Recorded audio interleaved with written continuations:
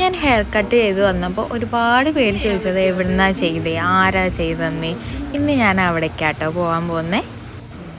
അന്ന് ഞാൻ പോയത് ഹെയർ കട്ടിന് മാത്രമല്ല കേട്ടോ, ഹെയർ കളറും കൂടി ചെയ്യാനായിരുന്നു. അപ്പോൾ എൻ്റെ ഹെയർ സ്റ്റൈലിസ്റ്റ് അജ്മൽ എന്നായിരുന്നു കേട്ടോ ആളെ പേര്. ആൾ പറഞ്ഞത് ഹെയർ കളർ ചെയ്യണ്ട, അപ്പോൾ നല്ല ഡാൻഡ്രഫും ഉണ്ട്, അതുപോലെ തന്നെ ഡാമേജഡ് ഹെയർ ആണ്.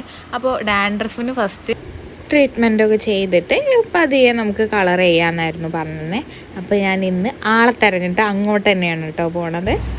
അങ്ങനെ നമ്മൾ സ്പോട്ടിൽ എത്തിയിട്ടുണ്ട്. ഏഞ്ചൽസിലെ മഞ്ചേരിയിലെ ഏഞ്ചൽസിലാണ് ഞാൻ വന്നത്. അപ്പോൾ ഞാൻ ഓൾറെഡി അപ്പോയിൻമെൻ്റ് എടുത്തായിരുന്നു കേട്ടോ. കുറച്ച് നേരം അവിടെ വെയിറ്റ് ചെയ്തു.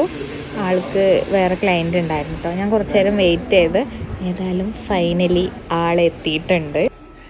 അങ്ങനെ നമ്മൾ ഹെയർ വാഷൊക്കെ സ്റ്റാർട്ട് ചെയ്തിട്ടുണ്ട്. ഞാൻ ചെയ്യുന്നത് ആൻറ്റി ഡാൻഡ്രഫ് സ്പായാണ്. നമ്മൾ ക്രീമൊക്കെ അപ്ലൈ ചെയ്ത് മസാജും ചെയ്തു.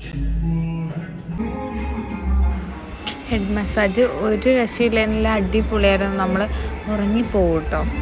സെറ്റായിരുന്നു. ഒരു പ്രാവശ്യമെങ്കിലും എക്സ്പീരിയൻസ് ചെയ്യണം അടുത്ത സ്പാ.